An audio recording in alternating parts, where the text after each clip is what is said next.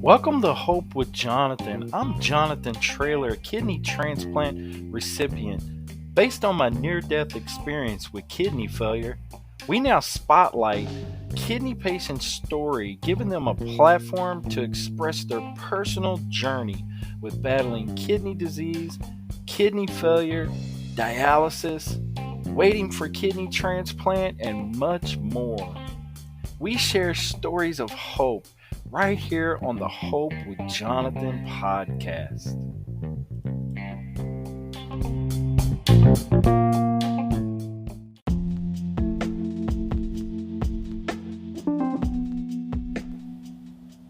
Hope with Jonathan podcast is a Hope Media production. Never let hope become a memory. Hope with Jonathan podcast is a Hope Media production.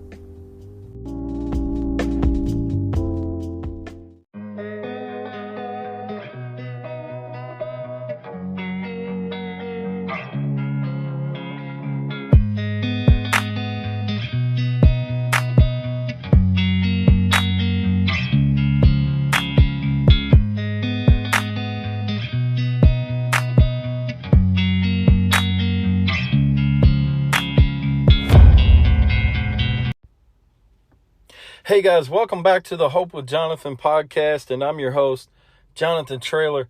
Hey guys, on this week's episode of Hope with Jonathan, we have kidney warrior from the Austin, Texas area, Matthew Novelli. And Matthew shares his incredible kidney warrior story right here on Hope with Jonathan. And I can't wait for you guys to listen to his story. Matthew's in need of a living kidney donor. You can reach out to us, and definitely we can get you in contact if you want more information on Matthew Novelli and his transplant information, his transplant hospital information. Matthew's in the Austin, Texas area, which I am in Kerrville, Texas, which is about an hour and a half, 2 hours from Austin. I'm about 45 minutes from San Antonio. So if that gives you an idea of where I'm located. Matthew is a really cool guy. He's a family man. He has children, and he's a kidney warrior that has faced kidney disease for most of his life. And you'll listen to the story and find out how in depth his story really goes with kidney failure.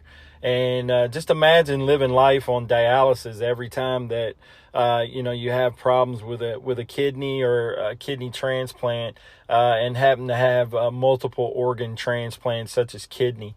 It's definitely a grueling life, and Matthew has went through a lot with kidney disease and overcome a lot, but he's faced a lot of obstacles and battles. But right now, Matthew is definitely in search of a donor.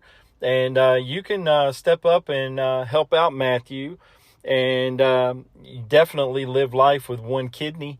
And as you listen to Matthew's story, if you feel compelled in your heart that you want to test to be Matthew's donor, definitely reach out to us. We can definitely get you the information. I really appreciate all the support for Hope with Jonathan. Again, if you haven't already checked us out on YouTube, please go check us out.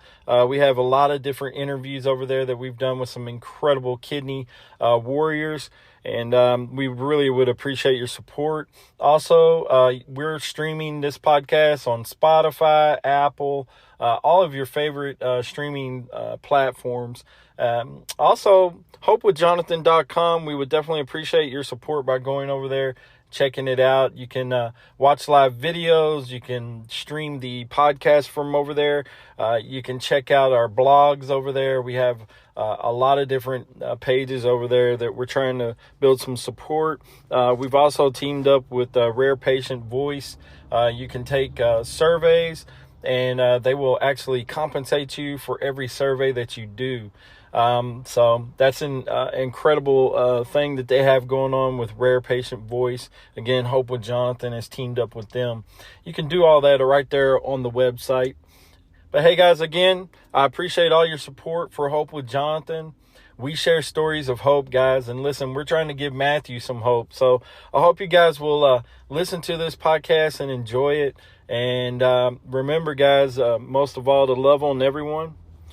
And remember to take care of yourself. Stay safe out there. And most of all, guys, take care of your kidneys. God bless. This is Jonathan.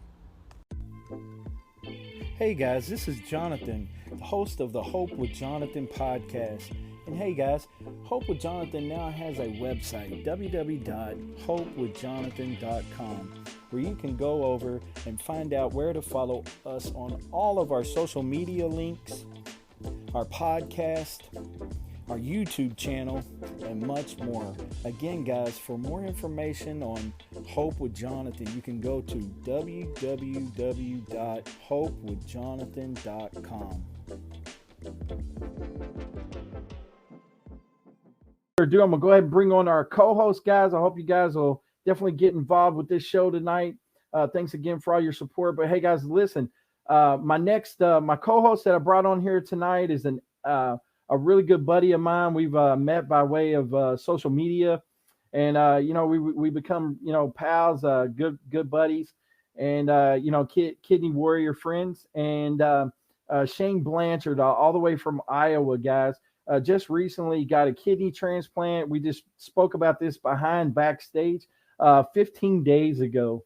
So Shane is an incredible kidney warrior, guys. So I thought I'd bring him on tonight and kind of give you a small little update on how he's doing, and then definitely be a co-host with us. So let's introduce Shane Blanchard to the show.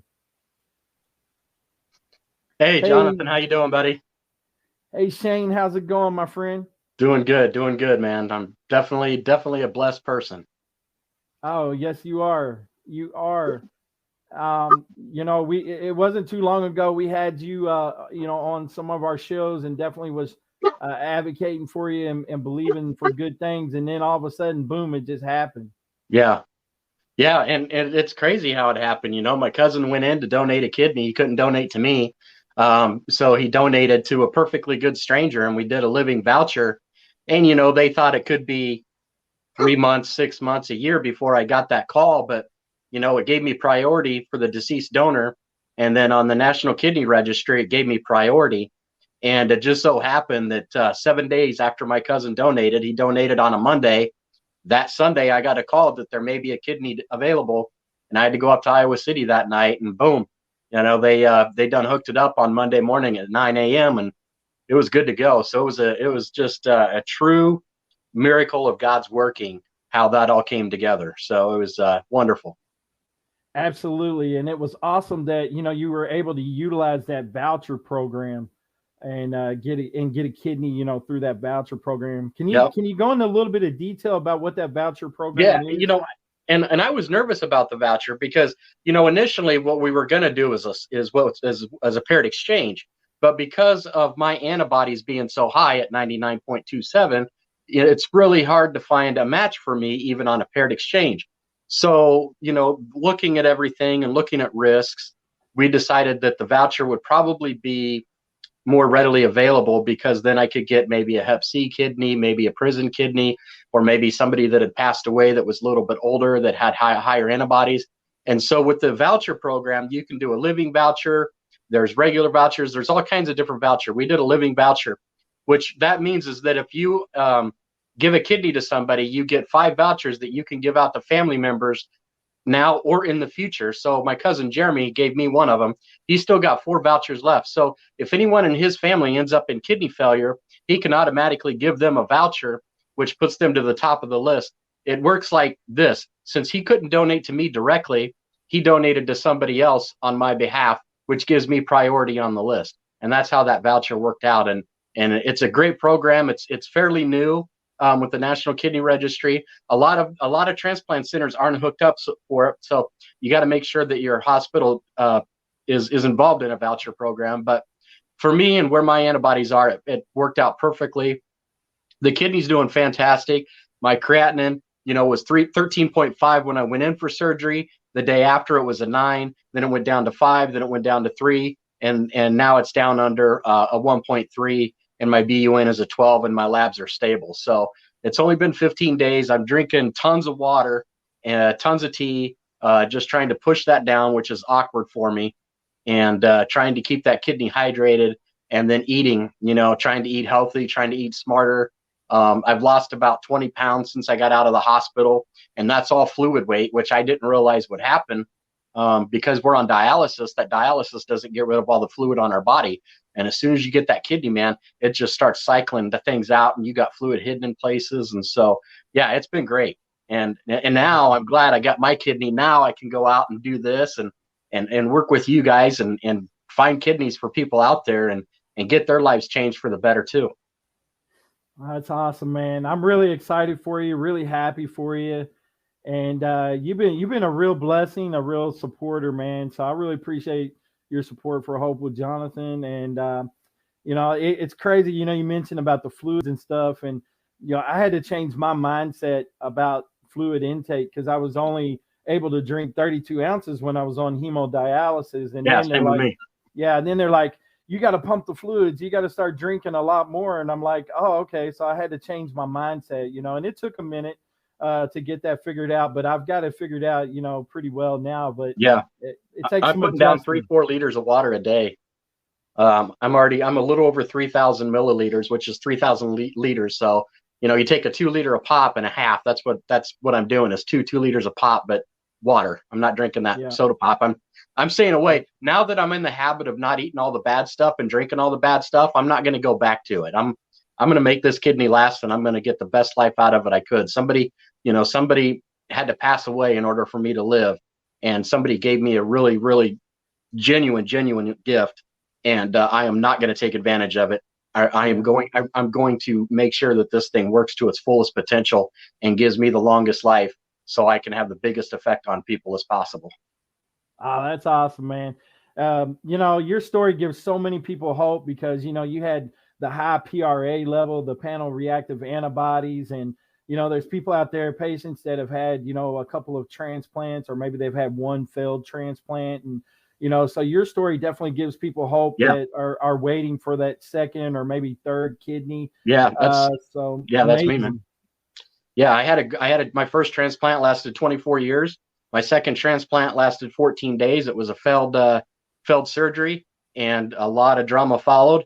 But, the people at Iowa City got me fixed up and got me where I was able to get my third, and this is it. So, this is going to be the good one. And I'm excited for Mathew tonight, man. I met this guy. He's a great dude, man. So I'm excited to hear his story and to hear all about him too. Yeah, me too, man. I talked with Mathew earlier. I seen him on, speaking of Jared Brown and the Warriors Quest show. Shout out to Jared Brown in the Warriors Quest show. Go check him out, guys, on YouTube. He's sharing stories of hope as well, warrior stories, kidney warriors in need, chronic illness patients.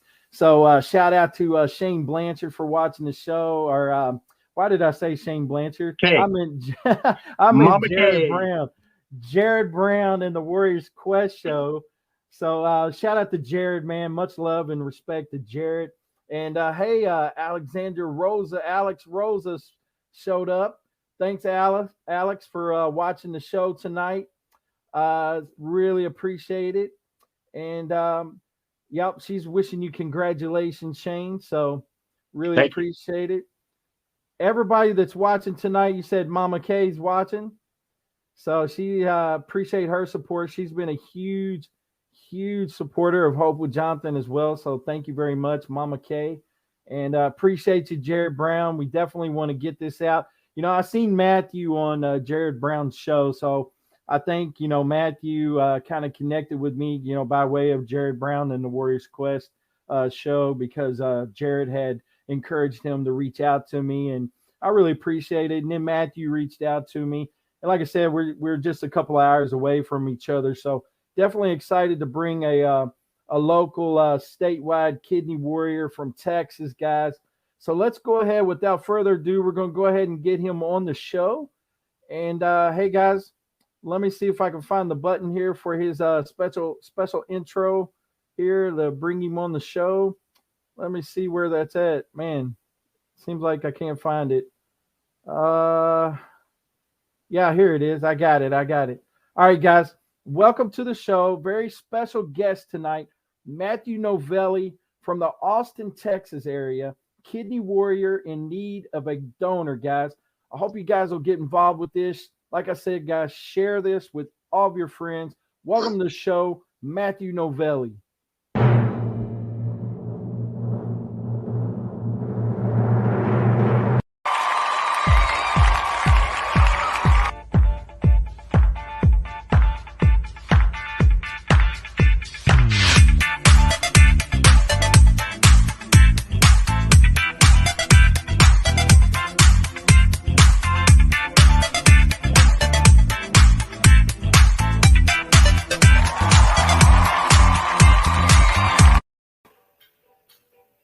Howdy, howdy.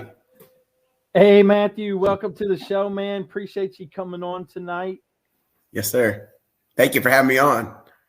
No problem at all, my friend. No problem at all. Hey, Matthew, why don't you introduce yourself and tell everyone a little bit about yourself? Yes, sir. Well, my name's Matthew Novelli. I think you've said that, but I live in actually Elgin, Texas, which is outside of Austin by about 45 minutes with my family. And and I've had kidney transplants. I'm on the kidney transplant list now and I think you said this too, in Austin at St. David's. And I've been on dialysis for 10 months now. And that's as far as that goes, that's a little bit about myself. All right. Awesome, man. Mm-hmm. So Matthew, at what age did you start having issues with your kidneys? Right. I think actually I was sick from the get-go or pretty early on. I know my mom had taken me to hospitals and it's been explained to me more than one, trying to figure out what's going on when I was 2 years old. Because I was born with the kidney that was one that was 40% functional and then the other that was tissue. And God, I was going to get that medical term for you, and I forgot to call and ask. But there's a term for it, and I'll get that.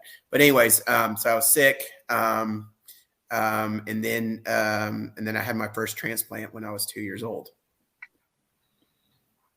So you kind of started life already with like a deformity or something like that of the kidney, and the kidneys just didn't quite develop properly. Right. And then, so at what age did you end up ultimately receiving your first transplant? Yeah, so the first one was when I was 2, and that was actually donated by my mom, and due to complications in the OR, it only lasted like right around 24 hours. And then I had my second transplant that was from a deceased donor a month before my third birthday. So I was still 2 in January of 1982. And that lasted me until 2002. So 20 years. And then I went on dialysis again for 2 years, 2. And then in 2004, I got my last transplant, which is what I have currently. And that lasted up until about now, which is about 15, 16 years. And now I'm on dialysis, and I've been on dialysis for about 10 months or so. Okay. Mm-hmm. So you've had an extensive history with kidney failure, and sounds like, you had like a deformity at birth with one kidney, and then so you've had an extensive history of kidney problems, and then so your first transplant was by your mom. Your mom ended up being your first donor. Yes, sir. But then you received another kidney. So was that a deceased donor kidney? It was. And I guess, I don't know. I think the lingo has changed a little bit. I used to call it cadaveric, but it's been explained to me that deceased is the way to say it, which you just said. So yeah, I'm trying to get, and I'm trying to change and say that's that's what it was. Yes, sir. Yeah, cadaver. That they either say cadaver kidney or deceased. Some people don't like the word deceased. So it just I'm not trying to offend anyone. No. Cadaveric. Cadaveric. It's explained to me that because I used to always call it cadaveric, and somebody came to me and said, "Oh, well, it doesn't offend me, but I've been approached, and it was, and they." Yeah, and it's somebody's family member, so I think it sounds less personal. And I don't want to, offend, but I think cadaveric was the old way to say it, and now deceased is the current way to say that. Or that's what I'm being told. Sure, I have no problem with the lingo, either one. It doesn't offend me, but I can understand why someone would probably maybe be offended at that. But anyway, so ultimately you ended up. So how long did your second kidney last for? So that lasted again since 82 up until 2002. So I guess that's 20 years. So yeah, right, going on about 20 years. So, and then you experienced kidney failure again, and what did they say determined the cause of the second kidney failing you? Well, it's been my understanding, and it's been explained to me, is that a donated organ, kidney or what have you, has a life expectancy of whatever the number is. I mean, I think different organs have different life, expect how long they're going to last. Yeah. And the reason being is that the body, the antibodies will, for lack of a better word, kill this foreign entity because it's the body doing what the body has done for millions of years. It's a survival thing.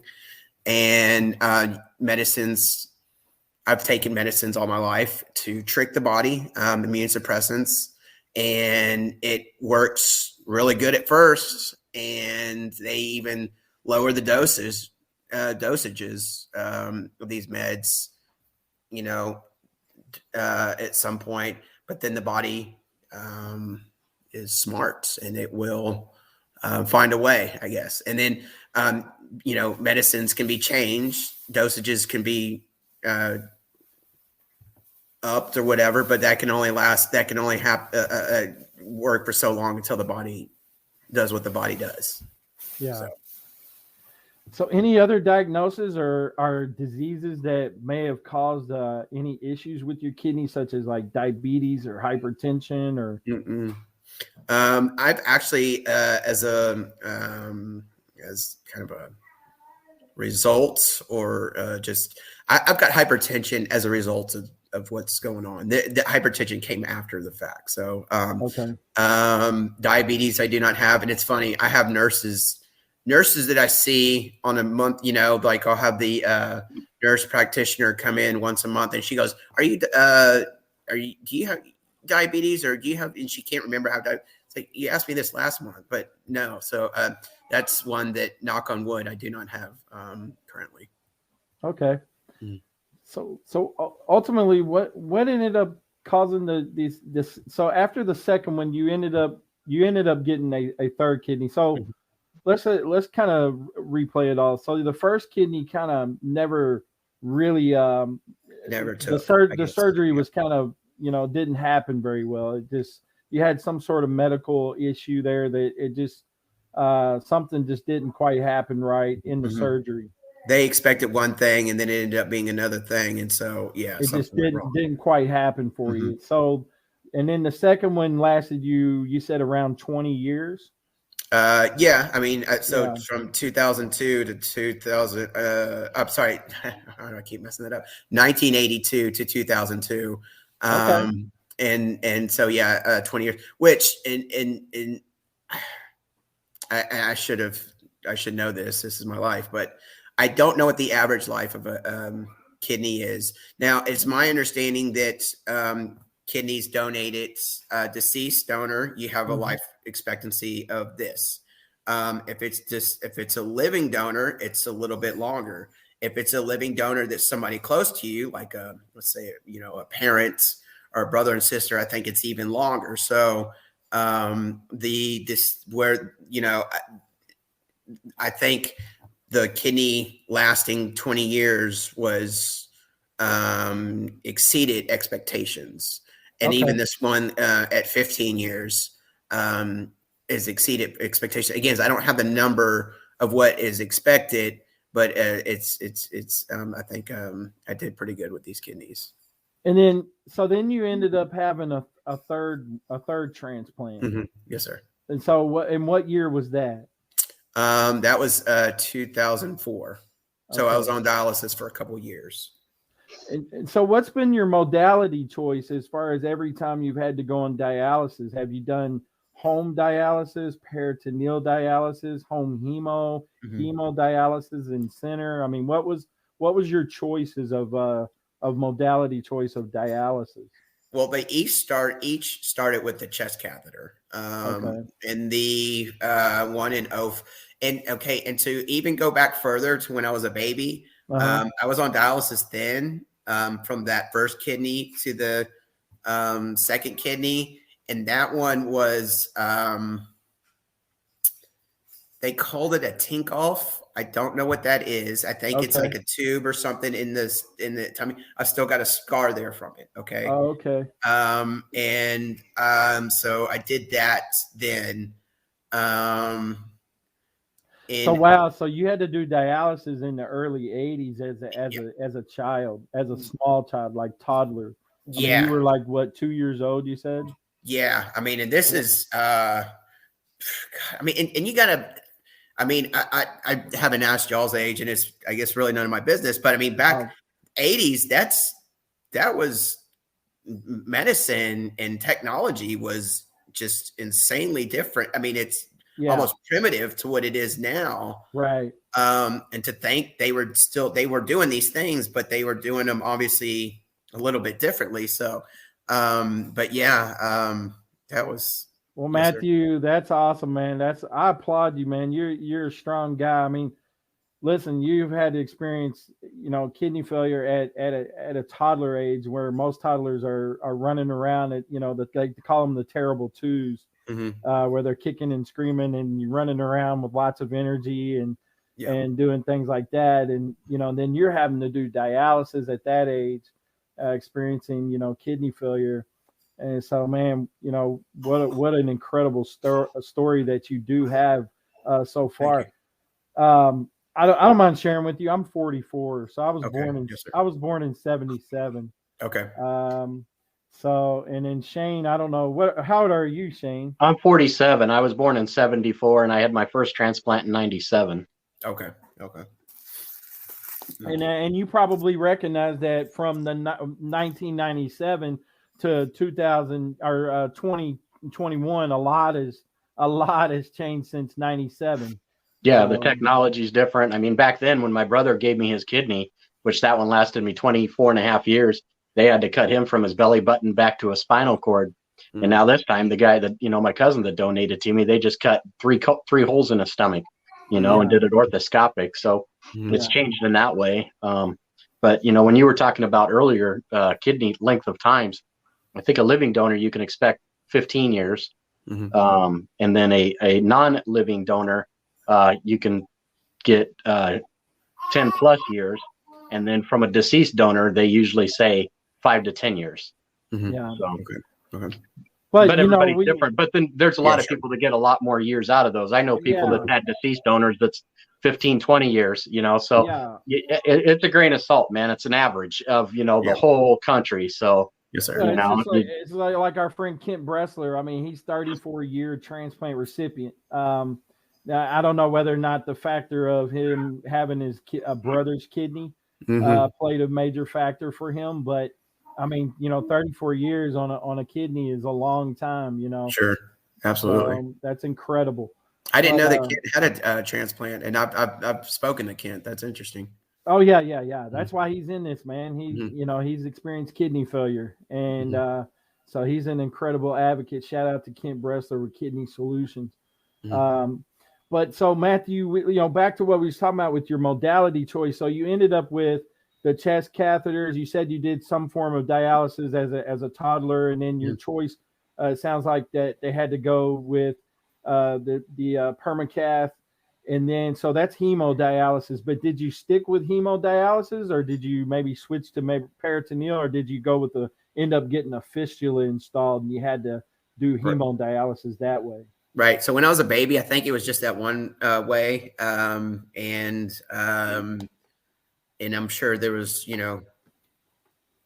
it was like emergency situation, so that's what they did. But anyways, when I went in, but okay, so actually in 2002, when I went in for dialysis, I was in pretty bad shape. I do remember I was at school at U of H, University of Houston. My parents lived in Galveston, so not too far, but calling my mom at one point being out of breath, and I was on campus, and it wasn't like I was out of breath from walking. It was out of breath where something was probably wrong. And so I stayed with my parents at one, and then we ended up calling one night when it got real bad, and I went in for emergency. They put in a chest catheter, and so I remember going from feeling, because and I mean, I'm sure, and maybe y'all remember, or maybe just a little bit, but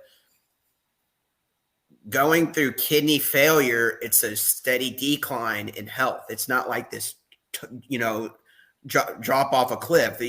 So not realizing how bad I was feeling up to dialysis, I just knew that I just didn't feel great or whatever. Well, when they first dialyzed me that first time, I felt great. It was just this like, wow, and it was like that when I had my last kidney transplant. When I woke up, I was like, this just is wow, feeling like sort of crummy, or in my mind, but probably a lot more worse off than I realized. But so with this chest catheter, they kept doing that. So that was again back in 2002. They did that, and they tried to do the fistula procedure. And I can't remember if it was the right arm or the left arm, but it didn't take. So we just kept the chest catheter for that entirety, for the 2 years or whatever. Now this last go, it started with the chest catheter. So it was on the left side back in 2002. It's on the right side now. And then they did the fistula procedure, and they're actually using the fistula now. And so that's what I think I'm going to stay with. They've approached me for like home dialysis, which I've thought about it, but I believe I'm going to stick with the fistula. The whole needle thing is not my favorite, but I just deal with it. And actually the chest catheter is supposed to come out last Friday, but I'm getting over a cold. So they pushed it off to this Friday, which is, I think, the 17th. So, okay. And I think we're just going to stick with the fistula. Yeah. The last time I seen you on the Warriors Quest show, I think you had just started doing like one needle in the in your vein, in your fistula, and then they were still using the permacath in your chest. So are they still doing that, or are you now doing two needles, one in the arterial, one in the venous? Two needles. They even graduated me from 16 to 15. No, they started it as a 17, and now they're doing a 16. I guess the lower the number, the higher the bigger the needle. The gauge, yeah. The gauge or whatever. And they explained to me and I was like, well, why can't y'all just stay with the smaller needle? Well, the bigger needle allows it to dialyze more efficiently, I guess, because it's like able to flow more. So right. No, it's a better clean. So the higher the gauge, or the wider the gauge of the needle, then it gives you a better clean, so that you're going to meet your KT over V, which means that it's cleaning out the toxins, making sure that your levels are in a good standing to where you can continue to live until you get a transplant. Okay. So that's really what it's all about. And then they normally, the needle size determines the speed of the machine. So they want you to get to around like 400. Have you noticed that they're talking about the speeds of the machine once they changed your needles? Yeah, and I can't remember if they said that I was at like 350 or something. And she said that when they changed to this bigger needle, if it was running okay and it was green lights, and I can't remember what other thing that she said, that they'd stay at this size. And I was like, because again, needles, they to this day, as long as I've been getting poked and prodded, I still get freaked out by needles. I told her and told everybody in the whole place that would listen that I don't like them. And she said, I think we'll be able to stick with this needle with how the machine's running. And again, I think she said something like 350 or something like that. So yeah, it's all about getting a good cleanse and a good clean at dialysis for sure. And that's what they're trying to do. Right. So they want to make sure that you're getting a good one, because what happens is then they take all your numbers and somehow calculate the KT over V, and that determines how well your blood's getting cleansed when you're there at treatment. And they want to. That's what the whole reason why you're there is to get that good clean. So they're building you up, Matthew, to get you to where you need to be, and that's a good thing. So you're in a good direction. But as we know, dialysis is just, it's a treatment to keep you going, keep you here until you get that kidney transplant to, get you away from that, because then the kidney's going to do all the work, right?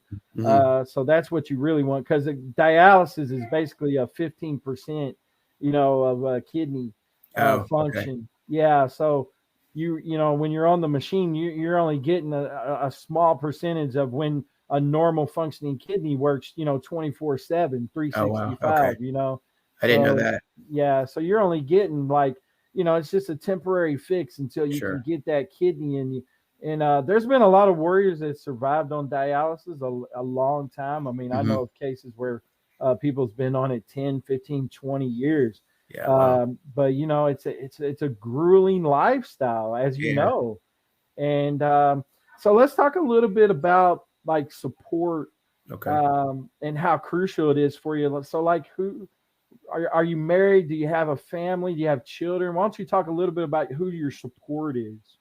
Yes, sir. So I've been married for a year and a half. She's gonna get mad at me that I don't know the exact. It's okay. In April of this year. Oh my God. Okay, so I'm now in trouble. It's a little over a year. No, not even a year. Oh my God. So I'm going to be in the doghouse after this. You're okay. In your defense, Matthew, kidney warriors suffer with brain fog. I have brain fog, baby. It happens, man. You got sometimes. If you could speak up so she could hear this, she can watch it later. But sometimes kidney warrior. Well, a lot of us have brain fog, and so it's okay, man. I totally get it. Just really quickly, guys. Hey, Shane had a bell. It wasn't because he didn't like us or anything. As you guys can read, he was having a little bit of discomfort sitting up, so he had to go. But hey, man, shout Shane, out to hope Shane. You feel better. Yeah, I hope you guys really appreciate Shane tonight coming on the show. God bless Shane, and we wish you all the best and continued prayers and blessings, brother. Yeah, Matthew. So you were saying before the brain fog. Yeah. So, I'm married, and we have a baby, and then we have a 14-year-old and an 18-year-old and a 23-year-old. The 14-year-old's living with us. Baby Mathew is here, and actually, if it's okay, I'd like to. Sure. Absolutely. This is him. This is baby Mathew. And hey, baby Mathew, how you doing? I tell you what, one of the first things that we did when they do a lot of testing and stuff like that, I was asking, well, how are the kidneys? One of the, when they were first able to check for stuff like that, even before they were able to, and he was like a little pee or whatever. I said, how are the kidneys? And oh, well, he doesn't have kidneys yet or whatever. And then I'd probably ask that every day until they told us. But he's healthy, and knock on wood, and he's 10 pounds, 11 ounces when he was born. He's going to be a big boy. So I think Shane's teasing with you. He said, did you make that? I did. And we did. And it's funny because I'm 5'6", and my wife is 5 foot even. So we are not large, tall people. And the doctors have said that, according to his charts and growth charts and all this, that he's going to be about 6 foot something. Oh, wow. And I joked before we knew these numbers, I said, wouldn't it be funny if he was going to be taller than us? And it looks like that just might be the case.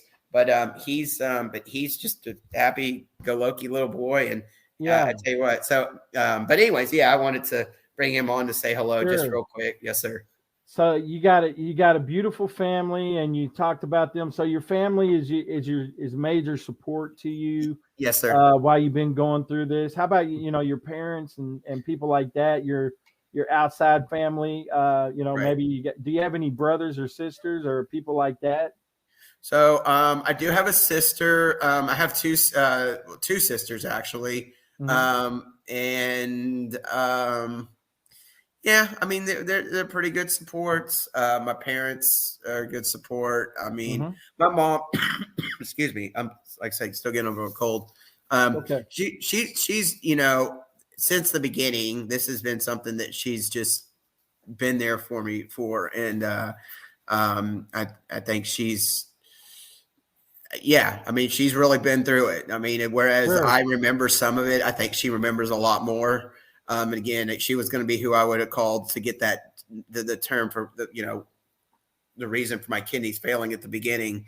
Sure. And she's a retired nurse too, so Okay. she actually I lived with them a lot through the years going through this, and I know like on the last transplant, I was living at home and she would change dressings and things like that. Or when I showered, put all the bandages on and all the whatever. And it would take longer putting all that on than the actual shower itself. So, she, got me through a lot of that. So sure. Oh, that's awesome, man. Mm-hmm. That's awesome. Yeah. My wife was a huge support. She helped me with so many different things. I mean, a lot of people know my story. Mm-hmm. But it hadn't been for my wife as a caretaker, man, I wouldn't be sitting here right now. I wouldn't been able to do this show. I wouldn't have survived my near-death experience with kidney failure. Mm-hmm. Hey, real quickly, when I talked to you on the phone, I actually called and talked, guys, with Matthew before the show, and we had an excellent conversation. Matthew just lives a couple of hours from me, so I'm hoping that maybe someday soon we can drive up there to Austin area and talk with you and meet with you in person. That would be awesome. We have to go to Salt Lake. Yep. Yeah, sure. We grab some barbecue or something. But yeah, Shane had left us, but Jared brought up a great fact here talking about your Facebook page, and we talked about it on your phone as well. Yes, sir. You have a Facebook page dedicated to your kidney donor search. What exactly is that Facebook page? Oh, yeah, I appreciate you let me talk about for a second. So it's first and foremost, it's a kidney search page. And I know that sounds maybe kind of weird. It's not your typical, everything's great. Life is my Facebook life. Here's what I eat for dinner and stuff like that.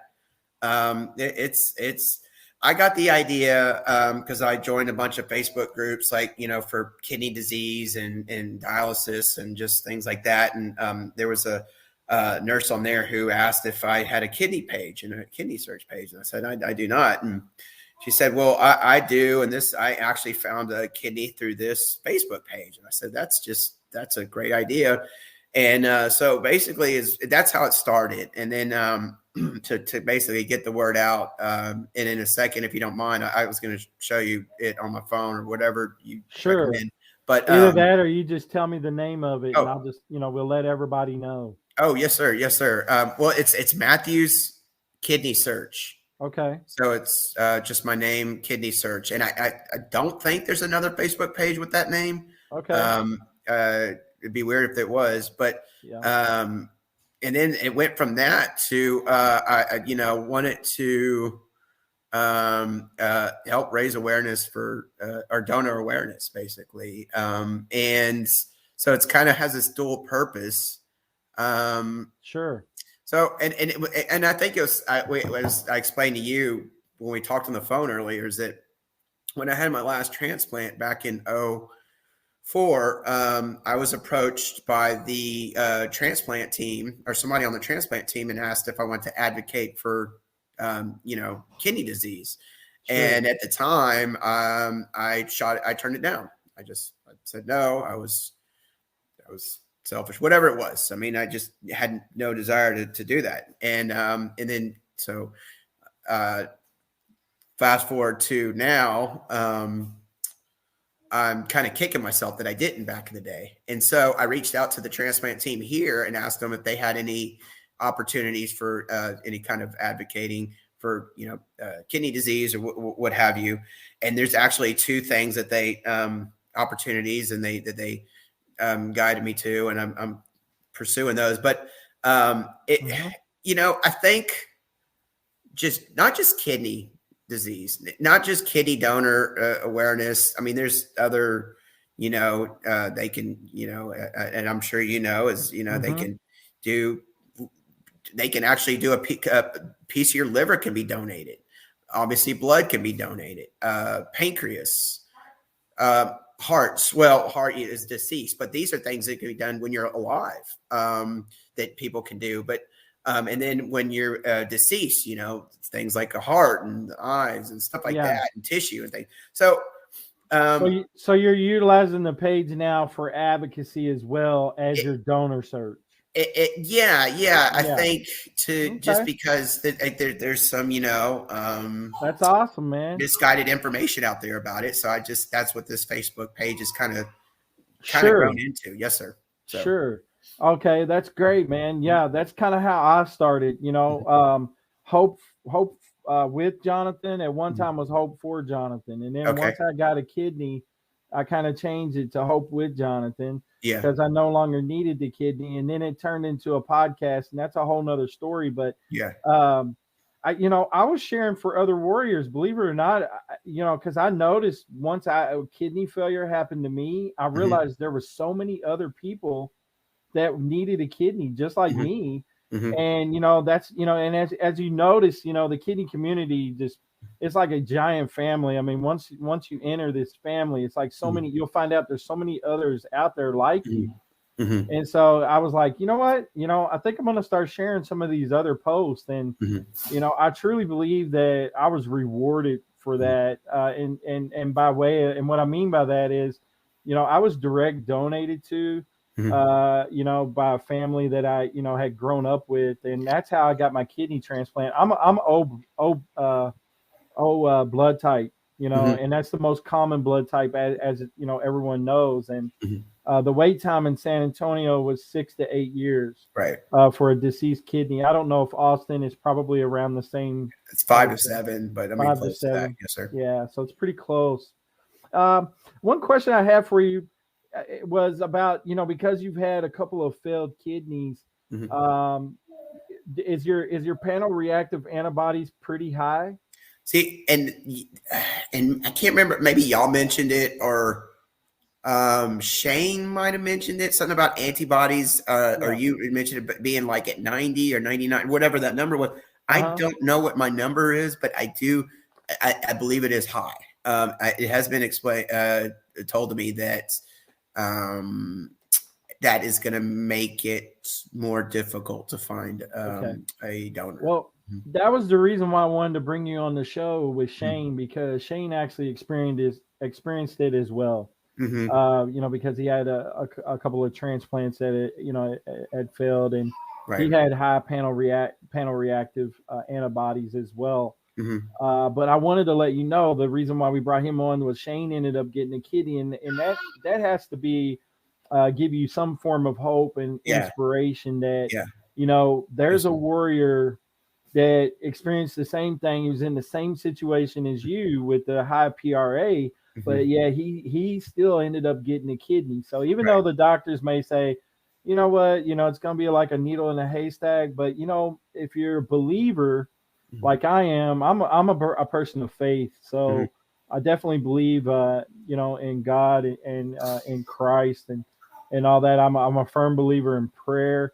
And, doctors don't always believe in the same faith as how we believe. Yeah. And so I really, truly believe that it's in God's hands. And I really feel like that, Matthew, there's a donor out there for you that's going to match with you somewhere. Okay. And somehow, you just got to connect with either the right person or however it's going to happen for you. Okay. And I believe that it's going to happen through in God's timing, if you will. And so, that I truly believe that, and I believe that's what happened for Shane. Okay. He just, right situation, and and he ended up getting a kidney. So I just wanted to share that with you as a source of inspiration, to not let the doctor so much discourage the fact that you may not ever get another kidney, because I don't believe that's true. I believe that it can happen for you. Yeah. Well, I mean, in regards to that, the transplant team and the coordinators and stuff, they're all seem very positive, and I didn't hear. I didn't. It's not that I didn't hear negative. I didn't sense any negative. I didn't pick up on that, because I mean, truth be told, I can be about as negative as they get. I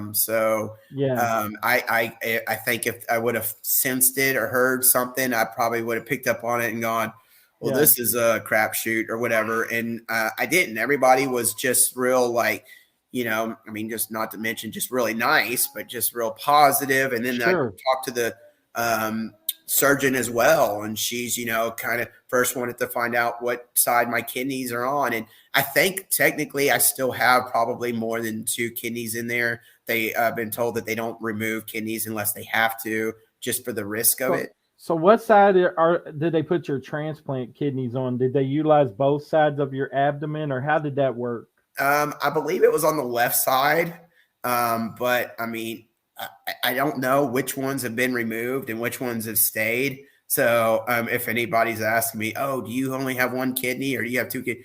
I may have 4 kidneys. I don't know. So through atrophy, they shrink. And so there, goes from whatever size a kidney is to about the size of a hand, I guess. Yeah. Yeah. And so I think, but when the surgeon came in there and she was just, she was just real matter of fact, if anything, which, I mean, I'm okay with that, but I didn't hear anybody say anything like, oh, they did say because of it was mentioned maybe once because of the antibodies being high, it's going to be more difficult, but it wasn't like harped on or anything like that. Yeah, no, I just wanted to share that with you because, yes, sir.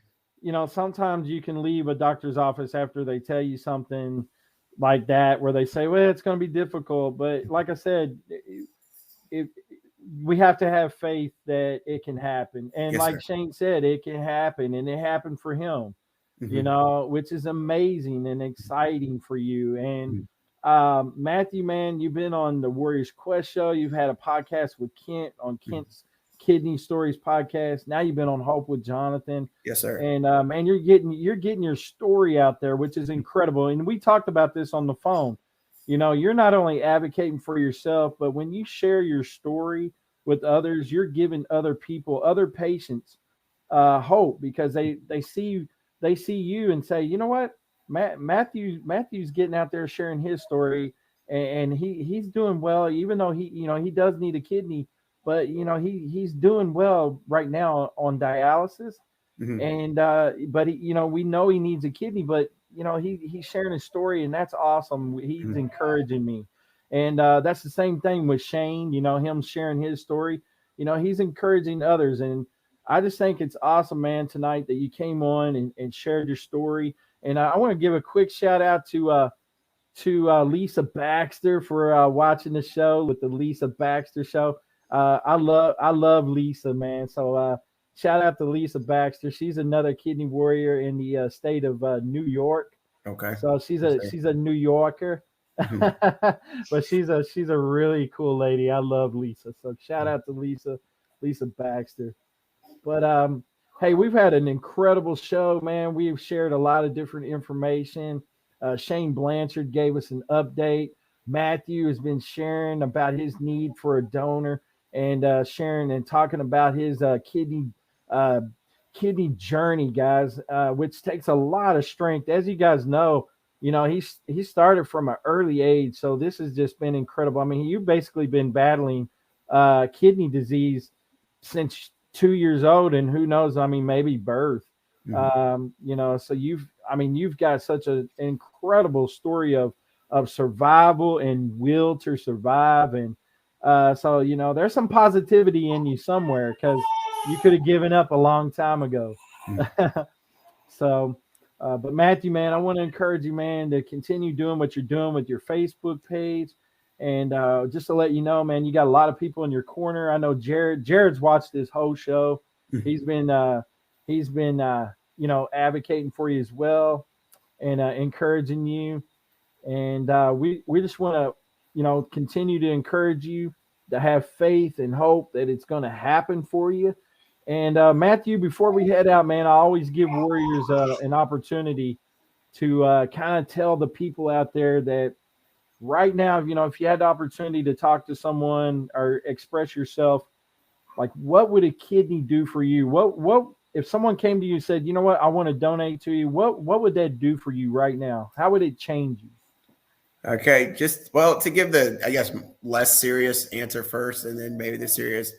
I think one of the most difficult things about this whole thing is the limitations on how much I can drink. So, and you were talking about this here with Shane earlier. He drinks however much water now, and I'm going, oh my God, I can't wait to do that. I can't wait to be able to take a big glass of water and just gulp it, or whatever, especially in the summer. So, I mean, just to be able to do that. But realistically, like to get more serious, I guess, not having limitations, like if me and my family want to go on just a road trip or something, and we don't have to put, now we have to schedule around dialysis and stuff, or if we want to go somewhere, we be able to, go and not have to worry about that. And I mean, and just being able to, like, when summer comes, well, the catheter's coming out, so I'll finally be able to go swimming again. But, that's something that I had to miss out on last summer. Just some of the limitations now. And I mean, and truth be told, so when I do leave dialysis, sometimes I feel wiped out. Not all the time. Sometimes, sometimes I leave and I feel okay, but sometimes I do feel like, I'm shot. So, and, I'm not going to miss stuff like that. Yeah. Definitely not going to miss the needles. The idea of being, kept alive by a machine is this, it's just kind of, it's this thing that's just kind of this ball and chain, so to speak, it's just there. Is it ruining my life? No. Does it stress me out on a daily basis? No, but it's always there. And it's, being able to have that removed would just be this. And I mean, I want to be able to get back into exercising again and jogging again. And when my son grows up, go play baseball. And I probably will be able to do that if I'm on dialysis, but, I don't want to, worry about not feeling great because of, whatever toxins are in my system or whatever. Right. I drank too much, whatever, that day or the days leading up to dialysis. So sure. It's just the limitations, I think, is the big thing. Yeah. Mm-hmm. Yeah. Well, Matthew, man, it's awesome. I appreciate the opportunity to interview you. It was a great honor to bring you on. I just want to tell you how much I appreciate you coming on here and sharing your story. It takes a lot of strength to come on and talk about your journey. And as you can see, man, everybody's in your corner, the Warriors Quest Show, Jared Brown, Lisa Baxter, Shane Blanchard, so many different people in your corner. I'm in your corner. Thank you, sir. We're believing for you, man. And we definitely understand and can sympathize with you about what you're talking about. And I just want to encourage you to continue going, man, and pressing on, press forth for the mark, and here's Shane Blanchard, man. God bless you, Matthew. It'll happen. Have faith. And so again, man, definitely a story of hope, a story of inspiration that you have. And man, what a will to survive. So, I'm really encouraged by your story. And, for those of you tonight that have watched this, or for those of you that may later on come across this on YouTube, please, if you would, please share this. Let's get this out there. Let's get this story out there, and let's really help Mathew find a donor. He's a family man. He's got a family with children, as you can see. He raised, he held up his child, his baby boy there. In an incredible story, man. So definitely want to hear good things. I'm expecting to get a good report in not too long of a time for you. Yes, sir. And thank you. Yes, sir.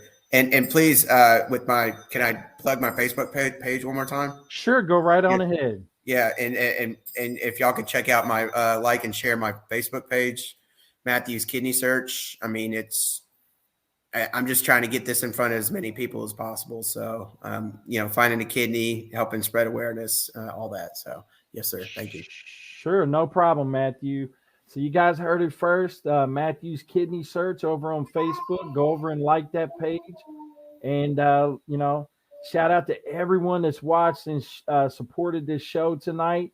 It's been an incredible story. A lot of things that Mathew has talked about here.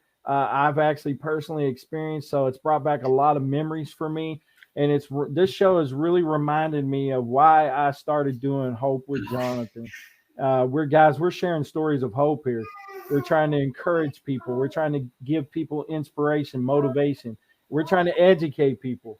And we're really trying to help push out warrior stories and share stories of hope. So, hey, God bless everyone for tuning in to Hope with Jonathan, and definitely appreciate all the support for the show. And I hope you guys will connect with us on all of our social media platforms. Go check out hopewithjonathan.com, and appreciate everyone. Y'all take care, stay safe, and remember to love on everyone. This world right now that we live in needs a lot of love and compassion. And God bless you guys. Really appreciate all the support. And I hope you guys are going to have a really a special Christmas this year. It'd be really a beautiful story if Mathew would receive a donor around this season. This is a time of season for family, and it would be amazing to see Mathew receive a gift of life of transplant for the holiday season, or maybe even right after. So, but hey, guys, again, God bless you. Thanks for tuning in to Hope with Jonathan. We're going to sign off for now. Mathew, you want to send any shout outs before we close out? Shout out to my beautiful wife and my kids, my baby Mathew, and thank you for everybody who's watching. So, all right, brother. All right, man. You take care. We'll be in touch. God bless you guys. Y'all take care. Thanks for watching Hope with Jonathan. All righty. See ya. Thank you.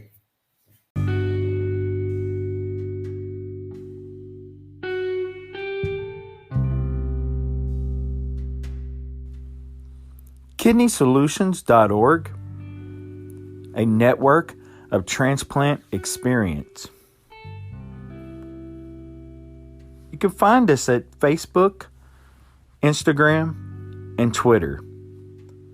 KidneySolutions.org. Kidney transplantation is an excellent option for patients with kidney disease who want to live a life free of dialysis.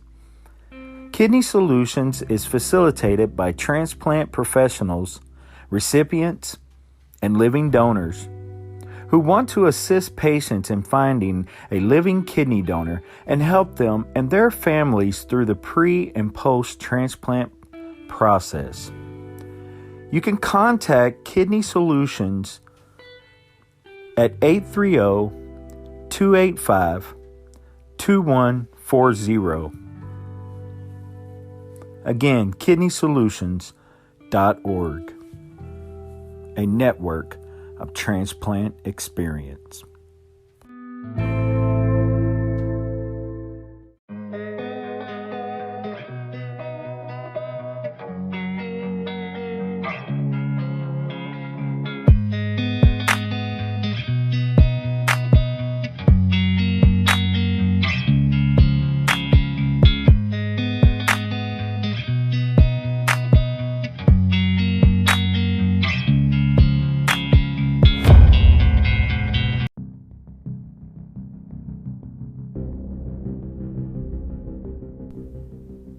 Hey guys, have you checked out Kidney Conversations, a new series brought to you by host Hope with Jonathan and KWM's Kidney Warrior merch, Kyle Hawkers from Toronto, Canada.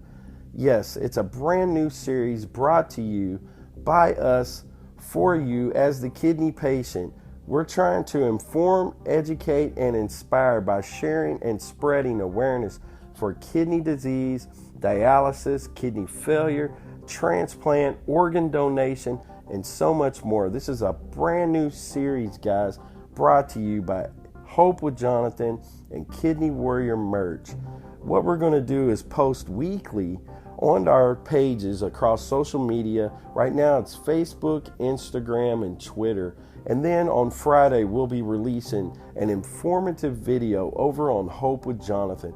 Check it out, guys. kidneyconversations.info.